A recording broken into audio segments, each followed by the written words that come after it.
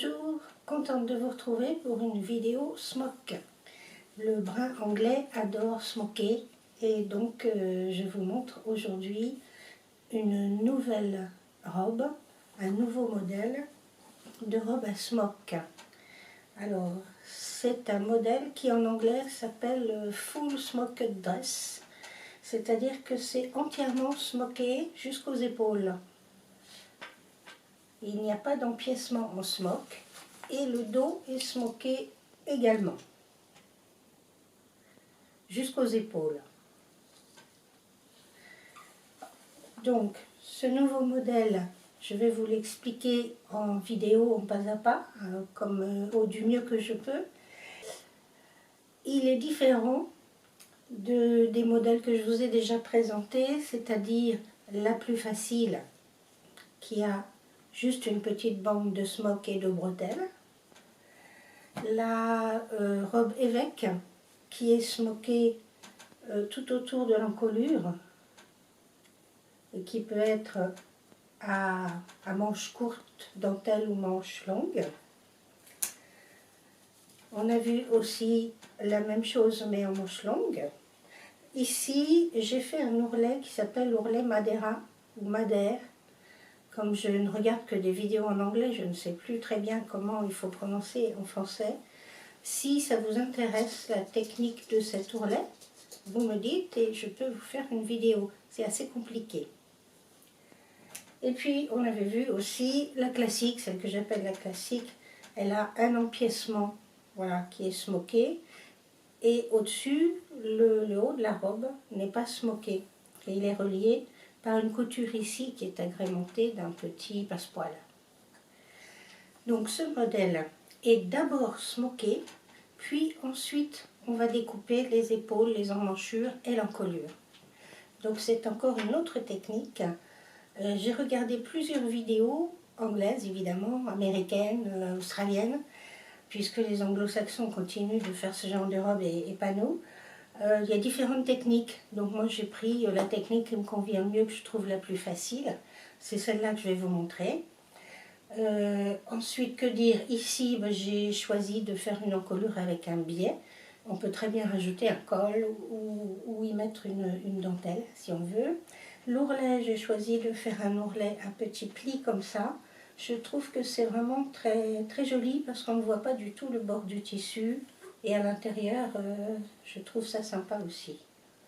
Voilà, je trouve les finitions de bas de robe très jolies avec les petits plis comme ça. Que vous dire encore? J'ai posé dans le dos une patte de boutonnage, puisque le dos est d'une seule pièce. On pourrait le faire en deux pièces, ouvert totalement, mais je trouve que comme c'est smoké dans le dos aussi, c'est plus joli comme ça. Donc ça c'est une question de goût. Donc là ici il y a une ouverture, une patte de boutonnage. L'ouverture est faite alors avant la broderie, on peut la faire après. Moi je choisis de la faire avant la broderie. Je vous montre comment ça se passe aussi pour pouvoir smoker toute la partie dos et faire l'ouverture de la patte de boutonnage sans perdre ces petits plis, ce qui serait dommage. Voilà, les manches longues, courtes, ça c'est comme vous voulez. Merci à mon joli petit mannequin, qui n'est pas de la première jeunesse pourtant. Voilà, c'est la poupée de ma grand-mère. Et je trouve que les modèles de robes à smock font plutôt rétro, ancien, que ça va très bien sur les poupées anciennes. Après, je leur fais aussi des poupées, des robes avec des broderies, de la dentelle. Je vais en faire une, bientôt un nouveau modèle. Je vous montrerai peut-être comment je le fais. C'est les petites robes qu'on portait pour certaines dans les années 50, 60. Et donc, ça revient peut-être à la mode, je n'en sais rien. Mais en tout cas, je trouve que c'est vraiment très joli. Je vous montre aujourd'hui comment j'ai fait cette petite robe. Et je vous retrouve pour d'autres vidéos smock d'ici quelques temps. Si vous voulez que je revienne en particulier sur une partie que je n'ai pas bien montrée ou pas bien expliquée, n'hésitez pas à me le dire dans les commentaires. À bientôt. Voici le matériel que j'utilise. Donc vous avez ici le patron de petites robes qui ont, comme celle-ci, qui ont leur manchure complète.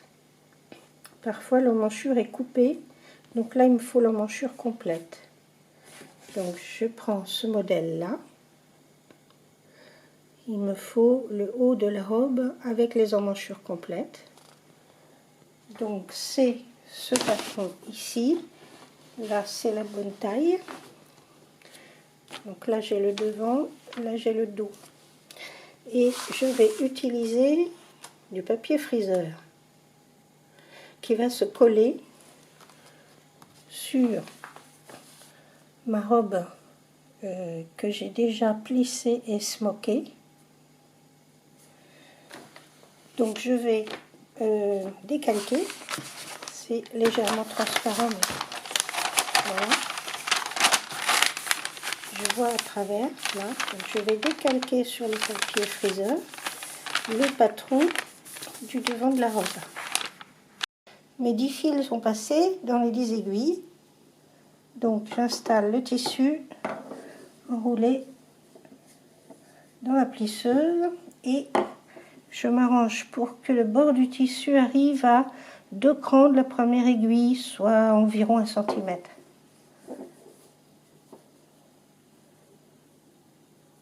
Donc ma première aiguille est là, le bord du tissu doit passer là et après il doit toujours être au même niveau, sur le même cran.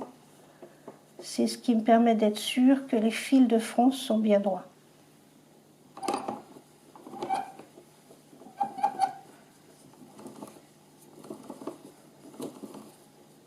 Donc je surveille mon repère, mon petit cran.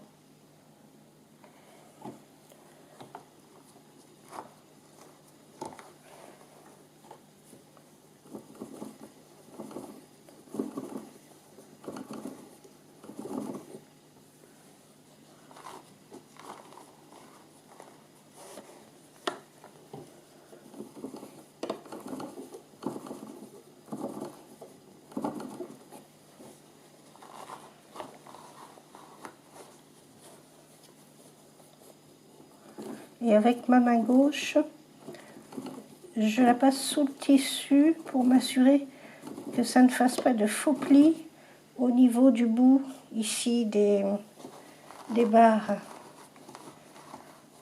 Que le tissu n'aille pas se coincer et faire des faux plis. Donc je tire pas dessus mais je soulève un peu.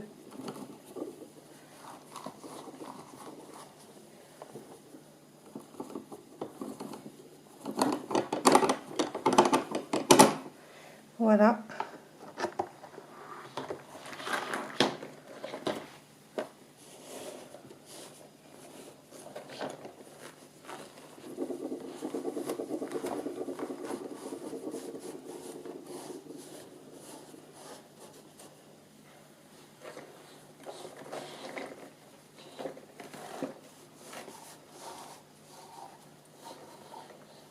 Voilà, mes fils sortent tout seuls.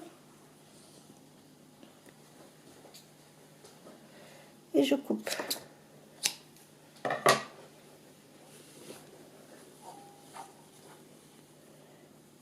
Les fils de fond sont passés.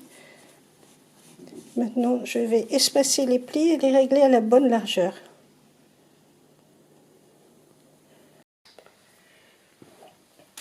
Donc j'ai mon tissu plissé, mon gabarit, mon patron sur le papier friseur. Je vais commencer par dégager les marges. Donc je vais retirer les fils sur le bord du tissu de chaque côté.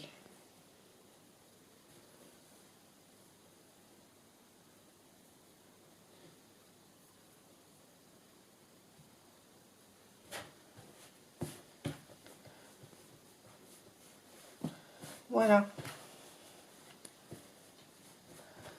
Alors, je répartis mes plis.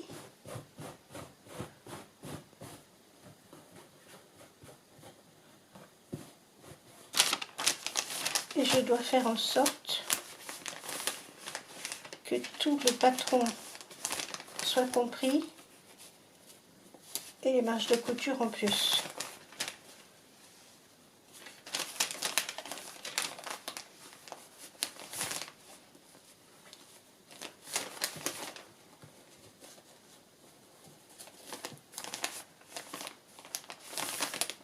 Voilà.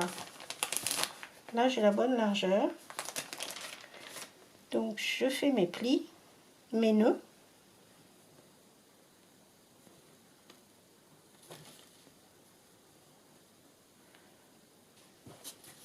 Je répartis au mieux mes plis.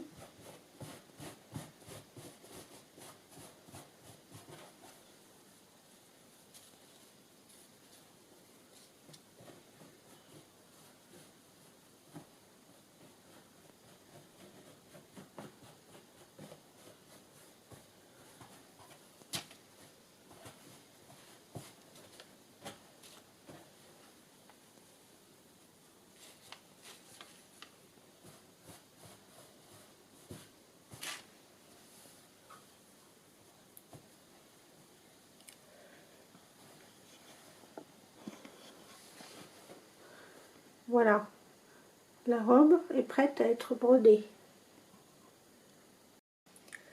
J'ai retiré les fils de fronce une fois la broderie terminée et j'ai fixé avec des petites épingles la robe sur ma table à repasser.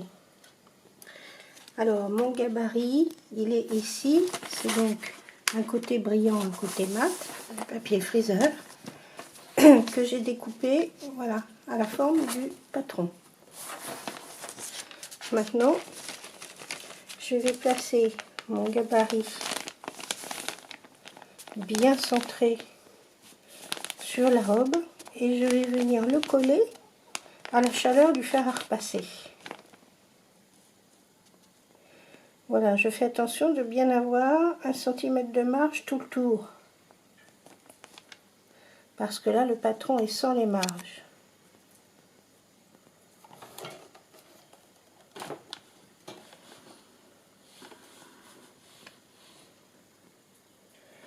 Donc on met à faire chaud, faire bien chaud pour que ça colle bien, ça n'abîmera pas le tissu de toute façon.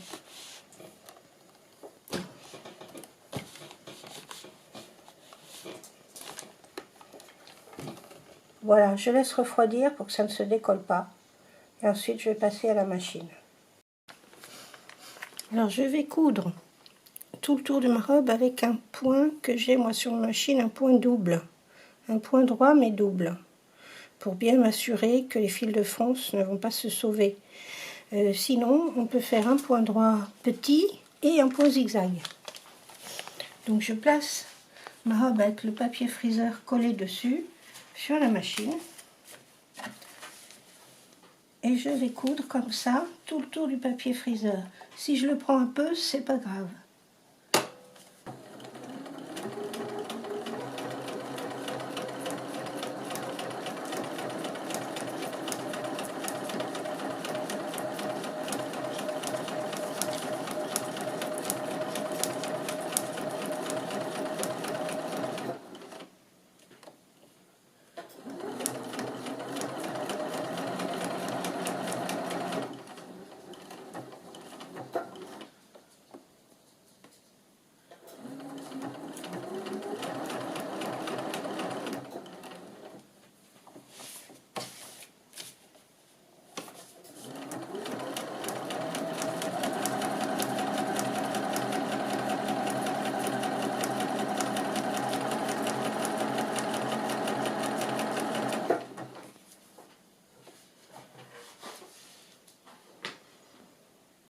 Voilà, la couture a été faite. J'essaie de vous faire un gros plan. Je ne sais pas si vous la voyez, peut-être ici, voilà, on voit bien là la couture. Ici, le long du papier, tout le tour de mon gabarit. Et maintenant, j'enlève avec une seule main, je vais essayer, voilà. Je décolle. Bon, j'y arrive pas avec une main.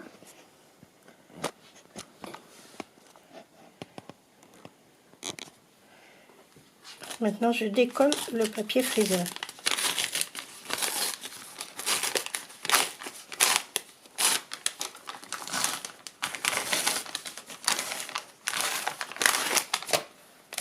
Voilà. Et la robe n'a pas été abîmée. On voit bien la couture, la part transparence, voilà. Donc je vais couper à 1 cm de la couture et puis ensuite je vais assembler les morceaux de la robe normalement.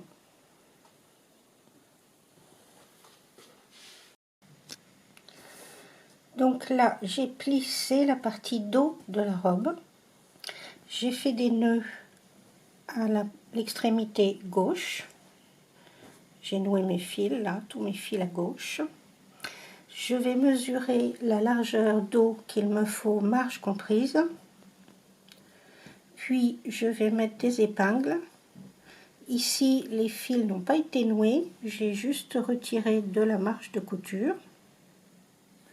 Et ensuite, je vais venir au milieu du dos, tirer mes fils pour en avoir suffisamment pour faire des nœuds, et ensuite couper l'ouverture de la patte de boutonnage du dos de la robe.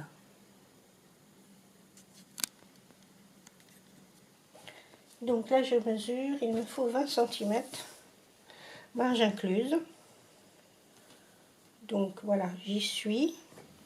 Je vais bloquer avec des petites épingles, là.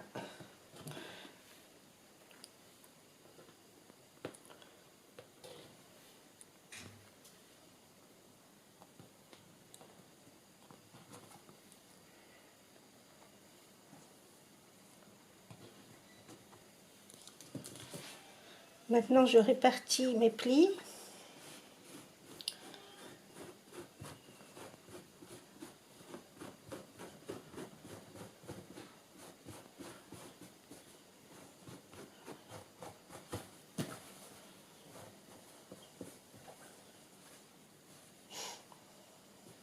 Je viens bloquer aussi de l'autre côté.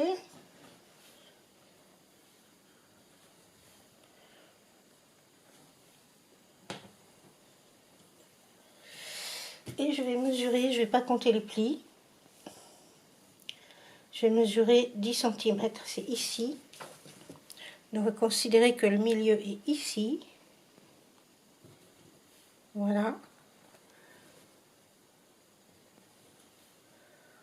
C'est ici que je vais couper pour faire l'ouverture de la patte de boutonnage du dos de la robe.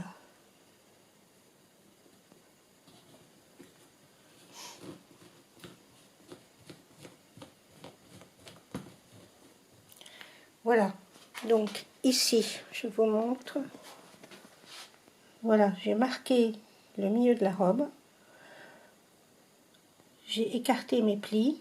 Maintenant, je vais tirer mes fils pour avoir suffisamment de longueur pour faire des nœuds de ce côté et de ce côté. Et ensuite, je pourrai ouvrir, couper ici.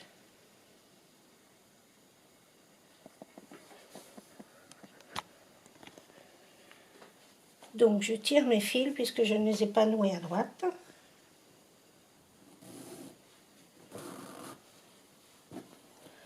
Il me reste suffisamment de longueur à droite. Donc là, je coupe. Voilà. Et je fais la même chose pour chaque fil. Je fais attention qu'il me reste à droite pour faire mon nœud. Et je viens couper au milieu de ma boucle.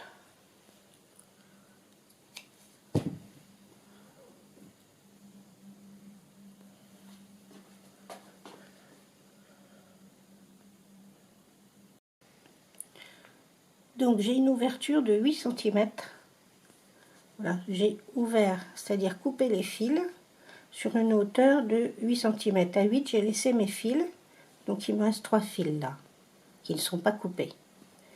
Et maintenant, je vais dégager les fils de chaque côté pour laisser une marge de couture et couper au milieu.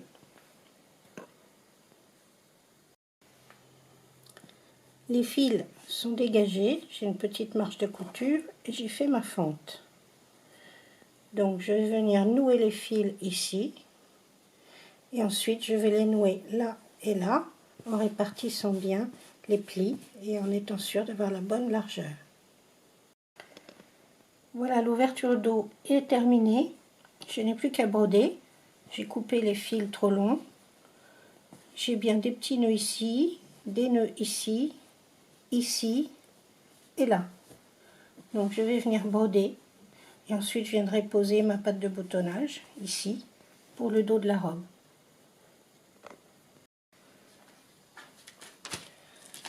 Pour le dos comme pour le devant, je place mon papier friseur.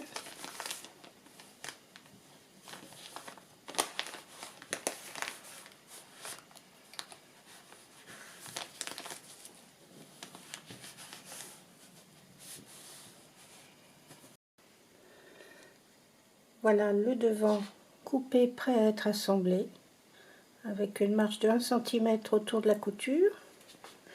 Et la partie dos, même chose, prête à être assemblée comme une robe ordinaire.